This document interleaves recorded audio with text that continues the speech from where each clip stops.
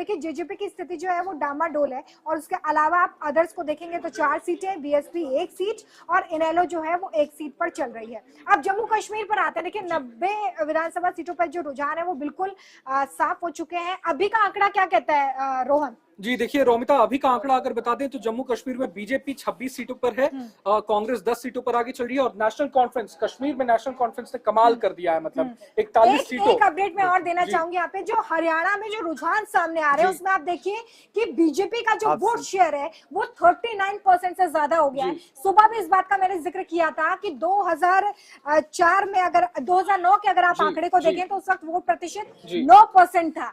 2009 से लेके 2024 तक की बात कर रहे हैं, और अब हम 39 वोट परसेंटेज की बात कर रहे हैं। ये बताता है रोहन, विशाल, मोहित, कि बीजेपी ने पुरजोर मेहनत हरियाणा में की है। बिल्कुल, बीजेपी ने बहुत ज्यादा, मतलब एक तरीके से बीजेपी का जो एक पैटर्न रहा, उन्होंने जो लोकसभा चुनाव से सीखी, बहुत ज्यादा हाइप पे नहीं जाना है, ग्राउंड पे उन्होंने एक एक चीज को साधा। बड़ी बात ये भी थी कि उन्होंने और जो तीन लाल की राजनीति थी हरियाणा में उससे निकल कर बड़ी चीज है कि कांग्रेस से कई सारे बड़े नेता, चाहे किरण चौधरी हो, कुलदीप बिश्नोई हो, कई बड़े चेहरे जो है बीजेपी ने अपने साथ लिए, और किरण चौधरी जो है वो उन्हें बीजेपी की तरफ से राज्यसभा भेजा गया। उनकी बेटी इस वक्त तो शाम से चुनावी मैदान में है, और सबसे अच्छी बात है वो आगे भी चल रही है इस सीट से। इस वक्त ये बड़ा अपडेट उनके लिए भी सामने आ रहा है। जी बिल्कुल। और हरियाणा में अगर हम बात कर रहे हैं तो हरियाणा में बड़ी चीज जो एक दिख रही है कि केंद्रीय मंत्री राव इंद्रजीत सिंह अपने पूरे इलाके को बीजेपी के तरफ जिताने में सफल हो रहे हैं। बस वो अपने बेटी की जो अटेली की सीट है वहां पर उनकी बेटी ही खुद पीछे चल रही है, तो ये एक बड़ा जो है झटका भी राव इंद्रजीत सिंह के लिए है। सारा अपना एरिया, पूरा अहरवाल वो जिताते हुए दिखाई दे रहे हैं, लेकिन अब उनकी बेटी जो है अपनी सीट जो है उनपे वो। अच्छा, इस वक्त एक बड़ी खबर आ रही है, महबूबा मुफ्ती की बेटी इल्तिजा मुफ्ती ने ट्वीट करके हार स्वीकार कर ली है। उन्होंने लिखा है कि मैं जनता का फैसला स्वीकार करती हूँ, बिजबेहरा में सभी से मुझे जो प्यार और स्नेह मिला वो हमेशा मेरे साथ रहेगा। मेरे पीडीपी कार्यकर्ताओं का आभार जिन्होंने इस पूरे अभियान में इतनी मेहनत की। तो इल्तिजा मुफ्ती बिजबेहरा सीट से लड़ रही थी रोमिता, और पीडीपी की परंपरागत सीट रही है वो 6 बार विधानसभा चुनाव यहाँ पर हुए हैं, 6 बार खुद मुफ्ती परिवार से, और इसके अलावा भी पीडीपी उम्मीदवार उस सीट पर जीतते रहे। तो ये बड़ा झटका है पीडीपी को, जिस तरीके से लोकसभा चुनाव में नकारा गया। अनंतनाग से जैसे महबूबा मुफ्ती अपनी सीट हार गई, ये मैंडेट बताता कि पीडीपी अब अपना वर्चस्व खो चुकी है। देखिए हुआ क्या है कि जिस तरीके से उन्होंने 2014 में भारतीय जनता पार्टी के साथ जाकर सरकार बना ली थी, तो उसके बाद वो भरोसा भी जता नहीं, लोगों के जीत ही नहीं पाए, रिवाइव ही नहीं कर पाई, क्योंकि खास तौर पर उस वक्त जो कहा गया था कि जमात इस्लामी ने पीडीपी को समर्थन दिया था, उसके बाद वो कई सारी सीटें जीतने में कामयाब रही। इस बार जमात इस्लामी ने भी पीडीपी से अपना समर्थन लेकर इंजीनियर रशीद को दे दिया। दरअसल इंजीनियर रशीद के साथ क्या हो गया कि जो नेशनल कॉन्फ्रेंस और पीडीपी थी, इन्होंने ये मैसेजिंग की कि इंजीनियर रशीद को जानबूझकर यहाँ पर खड़ा किया जा रहा है, और केंद्र या फिर सेंट्रल एजेंसियां उनको यहाँ पर प्लांट कर रही है चुनाव में। तो वो मैसेजिंग जो है जनता के बीच गई, तो इस वजह से इंजीनियर रशीद को जो लग रहा था कि 2024 में जिस तरीके से उन्हें जीत दर्ज मिली है, जीत हुई है, तो वो उन्हें इन विधानसभा चुनाव में भी मिलेगी। लेकिन जनता समझ गई, जनता में ये मैसेजिंग चली गई कि भाई इंजीनियर रशीद और जितने भी निर्दलीय हैं उनको जानबूझ के खड़ा किया जा रहा है। से जो वोट बैंक पे असर पड़ा, जो पोलराइजेशन हुआ, वो कहीं ना कहीं अभी हमें आंकड़ों की शक्ल में भी दिख रहा है। पोलराइजेशन में समझते हैं कि ये बहुत ज्यादा पोलराइज नहीं कर पाए लोकसभा चुनाव जैसे, वो लोकसभा चुनाव जैसे कोई पोलराइजेशन नहीं कर पाए हैं। और खुद सुबह जब सामने आए इंजीनियर रशीद, सुबह 8 बजे उन्होंने कहा कि भाई मुझे 12 ही दिन का समय मिला, तो यानी कि उन्होंने मान लिया कि भाई मेरा जो। दर्शकों को एक बड़ा अपडेट देते हैं, बीजेपी इस वक्त 50 सीटों पर हरियाणा में आगे चल रही है।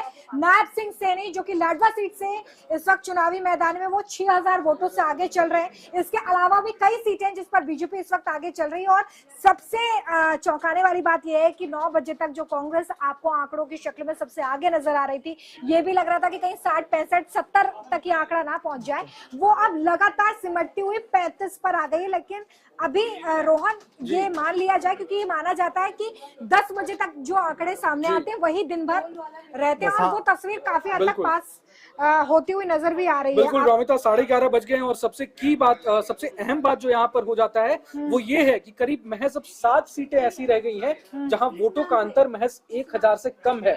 तो इसका मतलब ये है कि बीजेपी ने जितनी सीटों पर लीड बना रखी है, अब उसे आप रिजल्ट मान सकते हैं, फाइनल मैंडेट आप मान सकते हैं कि बीजेपी की सरकार बनने जा रही है हरियाणा में। 50 सीटों की जो लीड माफ कीजिएगा, लीड जो 16 सीटों की बना रखी है बीजेपी ने, तो आप देख लें, गुड़गांव सीट आप ले लें, चाहे फरीदाबाद सीट ले लें, चाहे आप बल्लभगढ़ की बात कर लें, कांग्रेस दूसरे चाहे तीसरे चाहे चौथे नंबर पर पिछड़ गई है। ये हाँ है ना, नायब सिंह सैनी को लेकर जो कहा जा रहा था कि लाडवा सीट से कहीं सीट भी ना बचा पाए, तो नायब सिंह सैनी भी 7,000 वोटों की लीड पर है। एक्सपेरिमेंट काम कर गया है, एक्सपेरिमेंट काम कर गया है और सीएम फेस है, सीएम फेस को लेकर देखिए हरियाणा में अभी भी 31 ऐसी सीटें हैं जहां पर कांटे की टक्कर मानी जा रही है, चाहे वहां पर कांग्रेस जो है वो कांटे की टक्कर ना दे रही हो, लेकिन निर्दलीय एक बड़ी चुनौती पेश करते नजर आ रहे हैं, क्योंकि 464 जो इंडिपेंडेंट कैंडिडेट्स इस बार हरियाणा के चुनाव में है। और ये कहीं ना कहीं एक बड़ा फैक्टर है, क्योंकि जब इंडिपेंडेंट होते हैं चुनावी मैदान में तो कहीं ना कहीं कैंडिडेट्स के वोट को भी काटते हैं, और ये वोट किसका कट गया इंडिपेंडेंट? देखिए रोमिता, हमने चुनाव के पहले भी जिक्र किया था कि कांग्रेस और बीजेपी के कई बागी उम्मीदवार जो हैं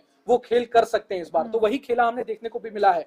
आम आदमी पार्टी की कोशिश ये थी कि आम आदमी पार्टी चुनावी मैदान में उतरी, कांग्रेस से अलग होकर अलायंस नहीं हो पाया, उसकी कोशिश ये थी कि 1% वोट शेयर जी, आम आदमी पार्टी का 1%। तो वोट आम आदमी पार्टी को तो नहीं मान सकते कि वोट काटा उसने, लेकिन जेजेपी के बहुत नेता ऐसे थे जिन्होंने बीजेपी शामिल कर ली, कांग्रेस में शामिल हो गए, और फिर कुछ ऐसे नेता थे जो निर्दलीय उतर गए थे मैदान में। तो जेजेपी के कई ऐसे नेताओं ने वोट तो काटा है, चाहे अब वो जेजेपी का काटा हो या फिर कांग्रेस का काटा हो। वोट बैंक शिफ्ट हुआ एक तरीके से, हम ये कह सकते हैं कि जो जेजेपी का वोट बैंक था, जो कि 10 सीटों से सिमट कर देखिए 0 पर आ गए, वो कहीं ना कहीं जो है वो शिफ्ट हो गया। और लगातार देखिए बड़ी चीज ये भी है कि अभी तक चुनाव के पहले जितने ज्यादा कैमरे पर, माइक पर सबसे ज्यादा दीपेंद्र हुड्डा और भूपेंद्र हुड्डा नजर आते थे, अभी तक दीपेंद्र हुड्डा इस पूरी तस्वीर में सुबह से नजर नहीं आए हैं। बड़ी बात यह है। और दूसरी चीज यह है कि जहां एक तरफ दीपेंद्र हुड्डा अभी तक नजर नहीं आए, तो दूसरी तरफ कुमारी शैलजा सुबह आकर मीडिया के सामने मुखातिब हुई। उनके चेहरे पर एक अलग तरीके की मुस्कान थी, और वो भले ही कह रही थी कि कांग्रेस की ही सरकार आएगी, पूर्ण बहुमत से सरकार आएगी, लेकिन वो खुश नजर आ रही थी। देखिए बड़ी की चेंजर अगर कांग्रेस पार्टी इसमें मंत्रणा करेगी, तो ये एक पॉइंट जरूर जाएगा कि दलितों ने इस बार कांग्रेस को वोट नहीं दिया है। और वो क्या रीजन था वो सभी जानते हैं, कि जिस तरीके से लोगों को लगा कि अगर ये खींचता है ना, आप मंच पे एक साथ ले आते हैं भूपेंद्र सिंह हुड्डा को, कुमारी शैलजा को, लेकिन कहीं ना कहीं वो चीज कैंपेनिंग में दिखाई नहीं देती। बिल्कुल, और ग्राउंड से लेके हाई कमान तक अशोक तंवर को बीच में लाना कहीं ना कहीं कुमारी शैलजा का बहुत बड़ा अपमान था। और बड़ी चीज है कि राहुल गांधी को, मतलब आप हाई कमान को खुद भरे मंच पे सबकी जनता के सामने दोनों का हाथ मिलाना पड़ रहा है। और उसमें भी आप बॉडी लैंग्वेज देखेंगे, हम लोगों ने डिस्कस भी किया था रोहन विशाल, कि उस वीडियो में जब राहुल गांधी दोनों का हाथ मिलाते हैं कुमारी शैलजा और भूपेंद्र हुड्डा का, तो उसके जस्ट 1 सेकंड बाद भूपेंद्र हुड्डा की तरफ पीठ करके कुमारी शैलजा मुड़ जाती है, मतलब पीठ उनको दिखाती है, और वो राहुल गांधी की तरफ आगे। और देखिए तब भी वो वाली बात, देखिए हार की तरफ कांग्रेस बढ़ रही है। जयराम रमेश का ट्वीट इस बार पढ़ दूं एक बार फिर, ईवीएम को और बीजेपी को दोष ठहराने की कोशिश फिर से शुरू हो गई है। देखिए अभी थोड़ी देर पहले जब हम कांग्रेस प्रवक्ताओं को सुन रहे थे, तो वो बिल्कुल गदगद थे इस बात से कि देखिए इस बार तो हरियाणा की जनता ने हमें चुन लिया है और बीजेपी को सिरे से नकार दिया है। लेकिन जैसे जैसे हम उनके पक्ष में आंकड़े नजर नहीं आ रहे हैं, एक राग जो हर बार अलापा जाता है।